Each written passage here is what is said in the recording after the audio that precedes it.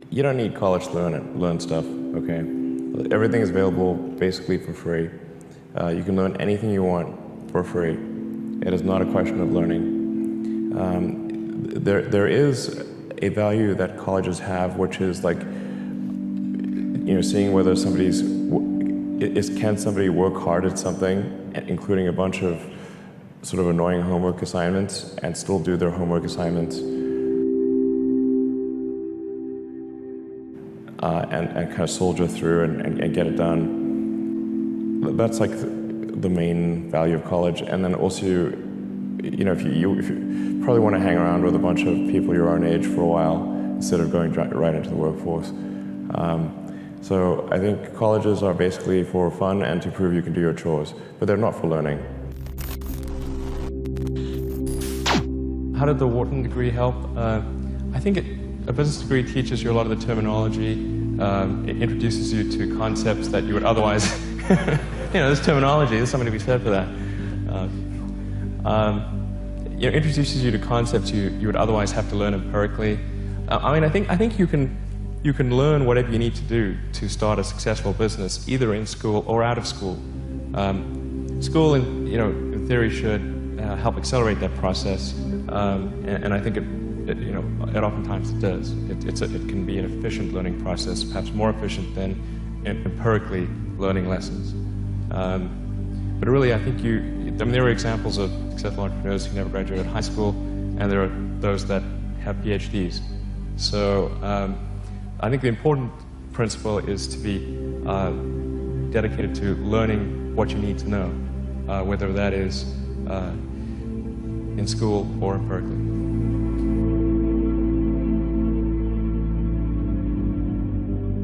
I want to make sure Tesla recruiting does not have anything that says requires university, because that's absurd.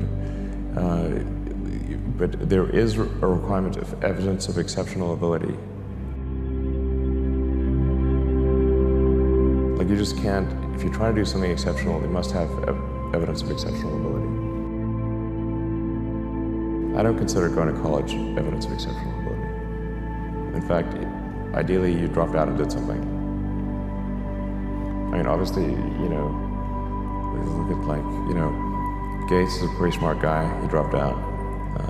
Jobs, pretty smart, he dropped out. Larry Ellison, smart guy, he dropped out. Like, obviously not needed.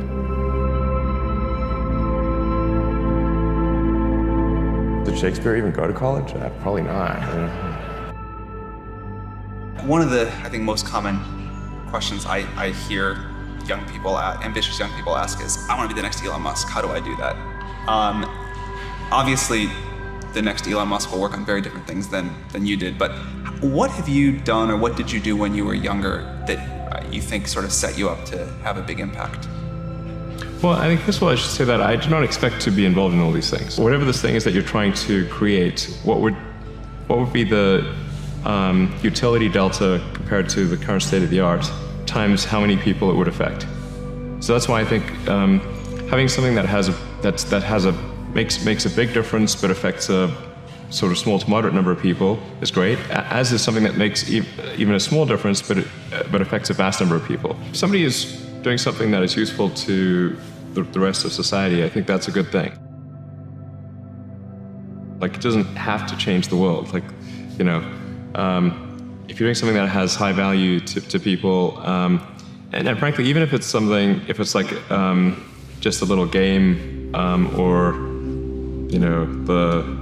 some improvement in photo sharing or something, if it has a small amount of good for a large number of people, I think that's fine. Like, stuff doesn't need to be changed the world just to be good.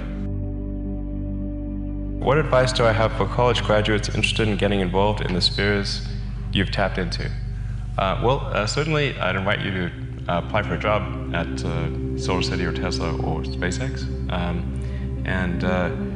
If not, then if that doesn't work for whatever reason, then I guess apply to jobs at other companies in that arena, or try starting a company. Although I have to say that in the space business is quite hard to start a company in the space business because it's such a capital-intensive business. So it may be better to do something in solar power. Or if you're going to do it in cars, do it as kind of a component supplier for cars or something like that. I studied physics and business because I figured in order to do a lot of these things, you need to know how the universe works, and you need to know how the economy works. And you also need to be able to bring a lot of people together to work with you to create something, because it's very difficult to do something as an individual if it's a significant technology. I originally came out to California to try to figure out how to improve the energy density of electric vehicles, basically to try to figure out if there was an advanced capacitor that could serve as an alternative to batteries. And that was in '95, and that's also when the internet started to happen. And I thought, well, I can either pursue this technology where success may not be one of the possible outcomes, which is always tricky, or participate in the internet and be part of it. So I decided to drop out. I think also people tend to overweight risk on a personal level. It's one thing if you've got, a mortgage to pay and kids to support, and that if you were to deviate from your job, that, well, how are you going to feed your family and pay the rent? And okay, that's understandable. But let's say you're young and you're just coming out of college or coming out of high school or whatever. What do you risk? You're not going to starve. I mean, right. It's really certainly not in any kind of modern economy. It's so easy to earn enough money just to live somewhere and eat food. Very easy to do. So I don't know what they're afraid of. They're mostly afraid of failure, I think. But people should be less risk averse when there's not much at risk. Don't just follow the trend. So you may have heard me say that it's good to think in terms of the physics approach or first principles, which is, rather than reasoning by analogy, you boil things down to the most fundamental truths you can imagine, and you reason up from there. And this is a good way to figure out if something really makes sense, or if it's just what everybody else is doing. It's hard to think that way. You can't think that way about everything. It takes a lot of effort. But if you're trying to do something new, it's the best way to think. And that framework was developed by physicists to figure out counterintuitive things like quantum mechanics. So it's really a powerful method. Now is the time to take risk. You don't have kids. As you get older, your obligations increase. And once you have a family, you start taking risk not just for yourself, but for your family as well. It gets much harder to do things that might not work out. So now is the time to do that before you have those obligations. So I would encourage you to take risks now. Do something bold. You won't regret it.